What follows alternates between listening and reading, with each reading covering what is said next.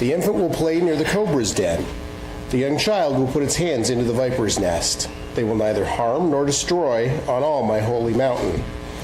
For the earth will be filled with the knowledge of the Lord as the water covers the sea. Cody, the time's yours.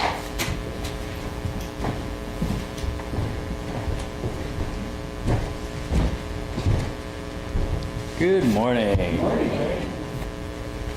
Dave, I'm going to remember you threw me under the bus. Just you wait. What, about 45 seconds till you throw me into the bus? Yeah. I love this time of year. I love Christmas time. I love the season leading up to it. It's just, it's great. It has to be my favorite time of year, which is kind of ironic because it's my least favorite season of the year. I despise being cold. Now, some of you may know that I enjoy good coffee. And I'm kind of picky about it, to be honest. But it's great when these two loves, the love of Christmas time and the love of coffee, overlap. There's this brand of coffee maker. It's much like a Keurig, but it's called Nespresso. They also use pods, and it's like this fancier coffee. And I love my Nespresso coffee maker. And my lovely, wonderful wife got me a Nespresso Advent calendar. Yeah, it's a big box. And you have to turn it around and punch it open, and you get out a different pot of coffee each day. It also had a mug inside of it. It's lots of fun. It's a different surprise coffee each day. Now, growing up, I never received an advent calendar, and truth be told, as a kid, I don't even think I knew what they were. And then when I did discover what they were, I was like, okay, it's a little calendar you get for kids. It's got chocolate in each day. Just, building up the excitement towards Christmas, counting down the days. But now people are getting really creative. The coffee advent calendars, Lego advent calendars. I even saw a wine advent calendar at Costco. That thing was big.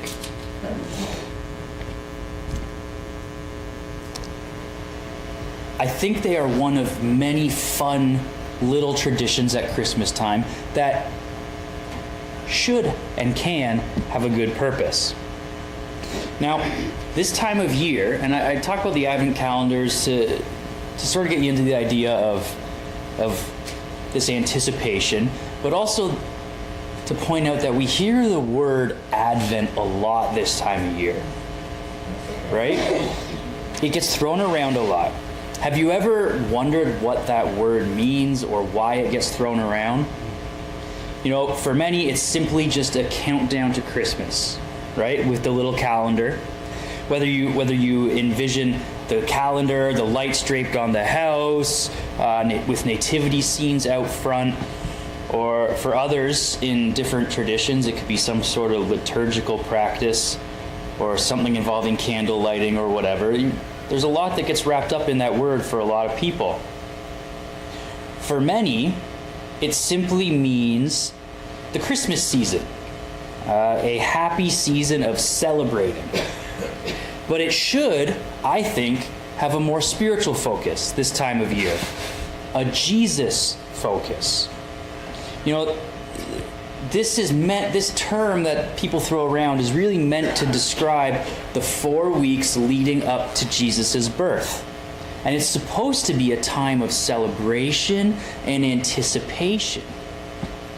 So the word Advent is Latin, and it means adventus, coming or arrival. It comes from the Latin translation of the New Testament, specifically in places like Acts 7:52, where it says, "Which of the prophets did your ancestors not persecute? They even killed those who foretold the coming, advent, of the righteous one, whose betrayers and murderers you have now become." So in Scripture, in the Latin translation, it was used of Jesus' coming. And so then people took that and used it to describe the season around Christmas when we celebrate Jesus' coming. This is the season. I mean, you could think of the whole year leading up to Jesus' coming, truthfully, but specifically, we really think about it this time of year. And this season leading up to the celebration of Jesus' birth is also, for us who live after the resurrection, it's a good time to anticipate his future arrival. You know, it reminds us that we're actually living between Jesus' first coming, his birth at Christmas or his first advent, and his second coming, when everything is going to be made new. And so many people spend this time of year focusing on a different biblical theme each week. Hope, peace, joy, and love, ultimately focused around Jesus. Now, why do I say all of this? You might be wondering, right? Why am I talking about the word Advent and the season and things like that? It's not to suggest that we adopt some liturgical practice or that we require a tradition from somewhere. But I am saying, in a season that is too easy to focus on the material, there is huge value in spending that month leading up to Christmas, building anticipation about Jesus and really focusing on Jesus' birth and future return, and making a conscious effort to focus on those things. You know, growing up, I found this practice to be really meaningful and helpful, and it helped me not get so caught up in the commercial. And I hope this idea maybe helps you a little bit too, that you find it meaningful, that this season is filled with hope, peace, joy, and love, and ultimately more of Jesus. What I simply mean to say is, let's spend the season in anticipation of the coming of Jesus, past and future, rather than focusing on the commercial holiday. And so I want to talk about hope today. The hope associated with Jesus, with his birth that we're going to celebrate in a few weeks, but also with his return, with his second coming. Sometimes hope feels wishful, almost like you're crossing your fingers and dreaming of a better outcome. You know, we might hope for better employment, healed relationships, or a brighter future. But that kind of hope is based on things that may or may not happen. And when things don't go as we hoped, it can be crushing. And that hope disappears like a vapor in the wind. But in this season where I want to encourage reflection and contemplation, I invite us to imagine a different kind of hope, rooted in the unchanging nature of God and his promise to restore every part of his creation someday, whatever that may look like. This hope does not minimize pain or difficulty. We're going to face that. And it doesn't assume that things are going to immediately get better.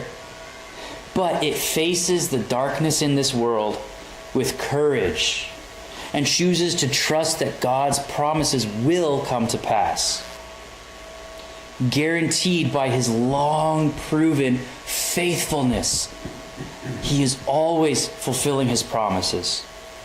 You know, in the Old Testament, the words most often used for hope are kava and yakal.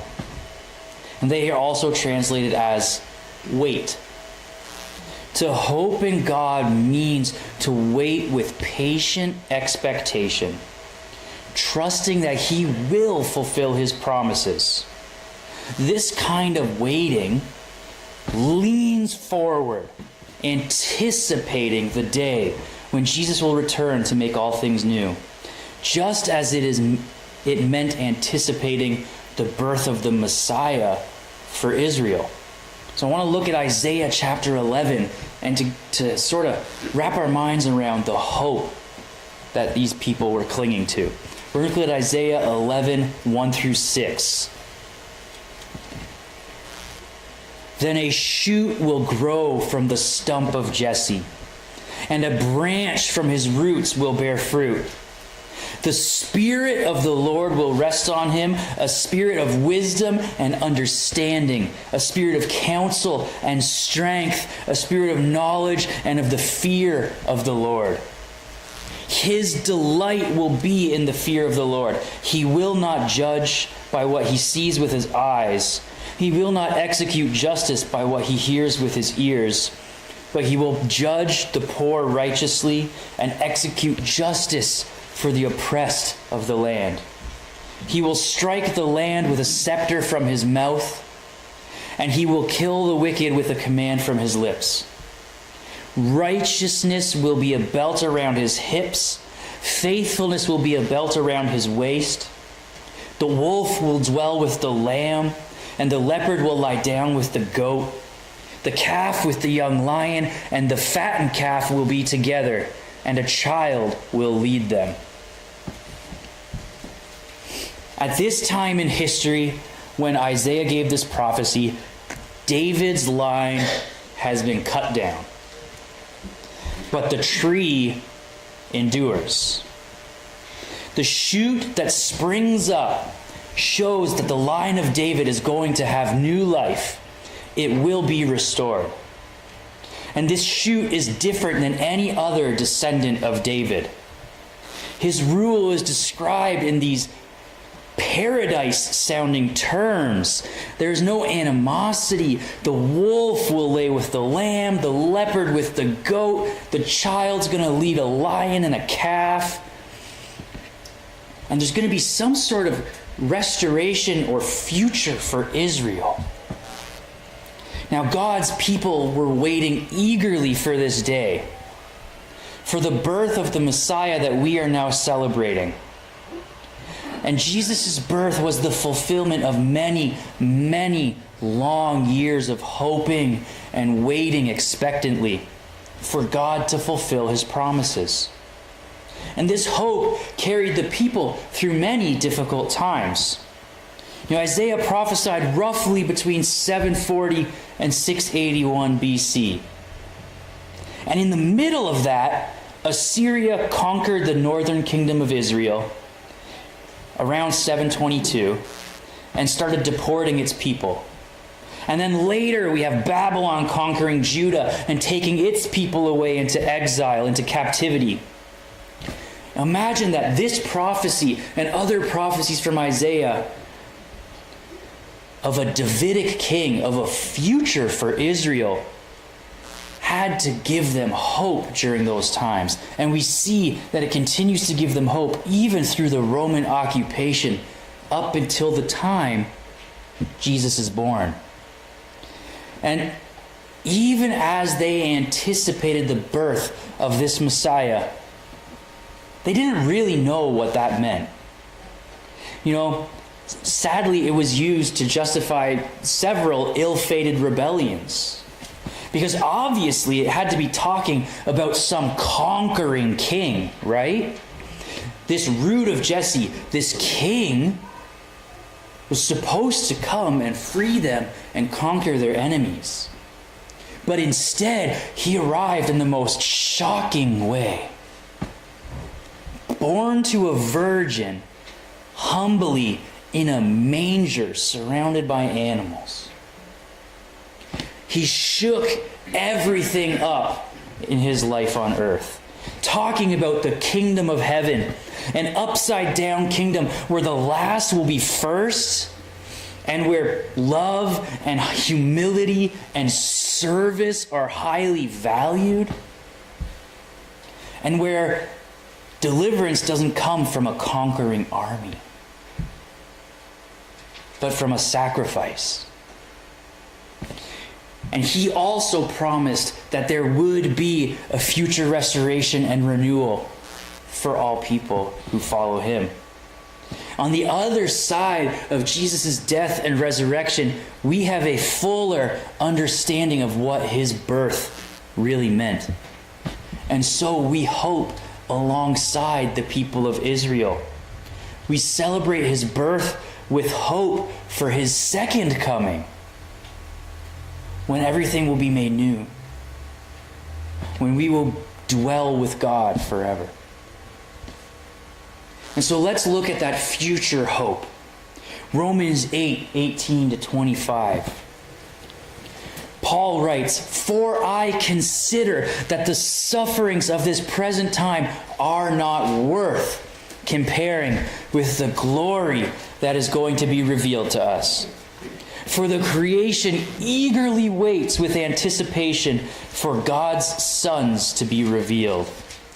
For the creation was subjected to futility, not willingly, but because of him who subjected it, in the hope that the creation itself will also be set free from the bondage to decay into the glorious freedom of God's children. For we know that the whole creation has been groaning together with labor pains until now. Not only that, but we ourselves who have the Spirit as the first fruits, we also groan within ourselves, eagerly waiting for adoption, the redemption of our bodies. Now in this hope we were saved. But hope that is seen is not hope, because who hopes for what he sees? Now if we hope for what we do not see, we eagerly wait for it with patience. You know, Paul knows that following Jesus doesn't mean ease or comfort. And he suffers intensely for following the way of Jesus. But his hope isn't weakened by that or by struggle. He actually finds clarity and strength in it. Suffering and difficulty can often confuse us. And it can actually make us hope for maybe the wrong things, like more control, for example. You know, if we're suffering results from a lack of resources, we might hope for a better income or improved circumstances. Hope like that can be really shaky. You know, when the thing we're hoping for doesn't come, that hope vanishes. Instead, we have a living hope, according to 1 Peter 1:3-9. It is grounded in Jesus' resurrection and God's promise that Jesus will return and everything will be made new. Both Peter and Paul don't see their pain as evidence that God has abandoned them. They see it as part of the process. All creation is groaning in anticipation, and it is no surprise that we groan in it in anticipation as well. To Paul and Peter, suffering and difficulty clarify that their greatest hope is Jesus himself. This living hope only makes sense in light of Jesus' resurrection. 1 Peter 1:3. You know, hoping to be rescued by a dead man is pointless and foolish. Peter and Paul witnessed a resurrected Jesus, and seeing him alive sparked this lasting, powerful, and living hope of his return and an eternity with them. Our hope now is in Jesus, and the restoration he brings, in a future resurrection he promises us when he comes again. Along with Peter and Paul and all of Jesus' followers, we wait with patience. Along with the Israelites, as they waited for the Messiah to be born, we wait for his return. And we yearn for everything broken to be made right. And our living hope endures. And it shapes us from people compelled by fear and self-interest into people compelled by love and care for each others, driven by hope. And like Jesus' life on earth, our own lives become these hopeful previews of the new creation, of heaven, of eternity with God. This is what Jesus' birth means. Hope. It meant hope for the Israelites, and it means hope for us.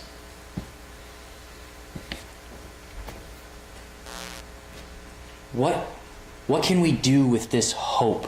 How do we put this into practice? How do we focus more on hope this season? First, I want to encourage you, take some time this week and examine, what am I actually hoping in right now? Is it my career? Is it comfort, relationships, control? Whatever it is, consciously recenter your hope on Jesus. Celebrating his birth and hoping for his return, for the fulfillment of his promises, rather than something fleeting that may or may not happen. There is no better time to refocus, to recenter our hope on Jesus than the time leading up to the celebration of his birth.